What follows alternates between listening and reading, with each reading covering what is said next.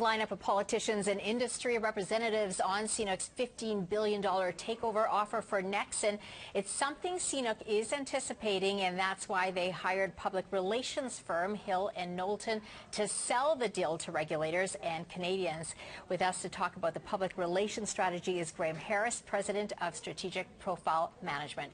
Now, Graeme, we were just talking during the break, and you think CNOOC did a great PR job in selling this deal. Yes, I think that from the PR verdict on this is A. They did a great job. They seem to have done all of their homework, and they covered all of the bases that if you look at every issue that every failed merger or transaction has taken place over the last 15 years. It seems like they went back and textbook learned what not to do, and they executed perfectly. Let's go way back, and because you have some personal experience here, when the Canadian banks wanted to merge, you were working for one of those big banks. What was learned from there and perhaps hasn't been applied by other companies? What went wrong there that isn't going wrong this time? Well, I think that the first lesson that they learned was you have to give the government a heads up. So not only did they give the Prime Minister a heads up, they gave the Industry Minister a heads up, and I heard from some reports that they even talked to CSIS. Now, the Canadian banks didn't acknowledge anyone in government until they announced the transaction that morning. Finance Minister was basically caught off guard.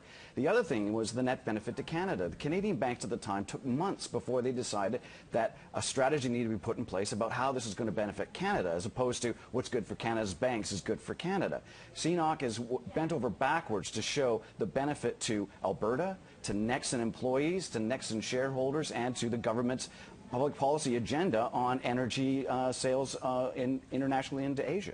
Hey, let me just add, before we go on, that Prime Minister Stephen Harper is going to be making some remarks this afternoon at 2:30 p.m. He happens to be, it'll be at a GM facility, but the Finance Minister will also be there. We'll be taking, comments there. They will be asked, obviously, directly. We've got I think another minister today, Ed Fast, the Minister of International Trade and Minister for Asia Pacific. He's speaking today, so they get their opportunity to weigh in.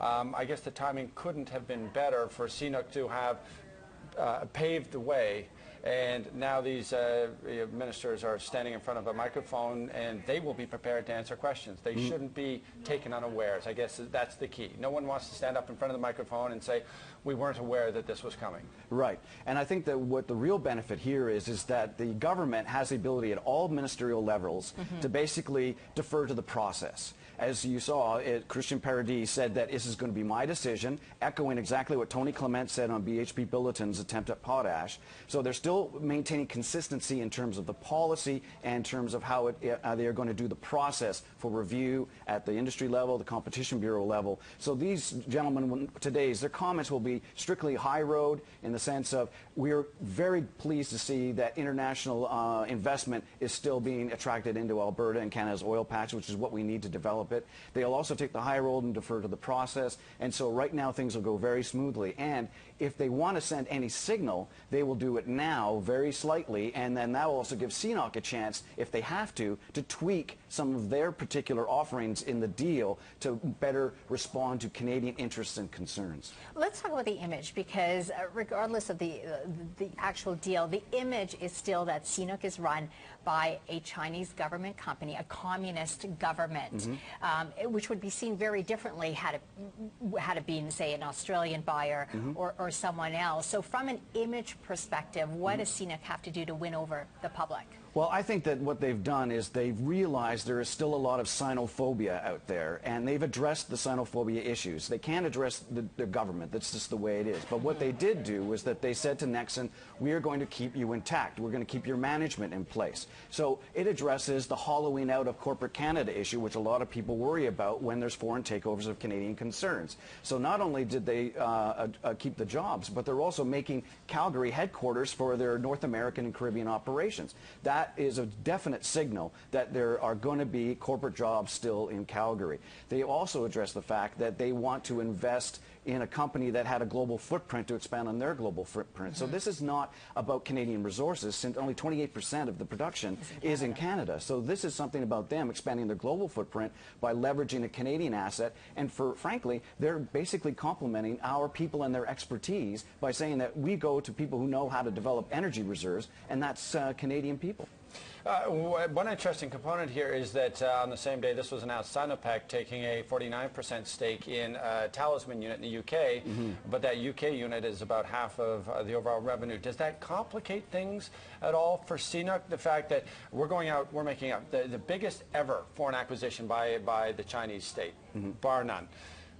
And now another Chinese company, another arm of the government, is buying another Canadian asset. Does that make it even perhaps just a little bit more sensitive, simply because it's yet another Chinese company?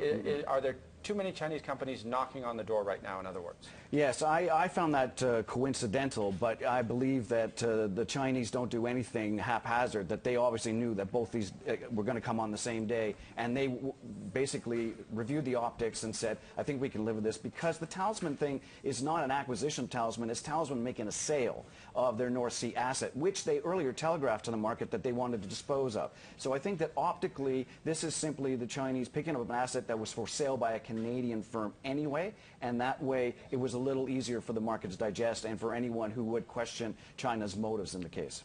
Okay, Graeme, thanks for coming in It's a today. pleasure. That was Graeme Harris, President of Strategic Profile Management.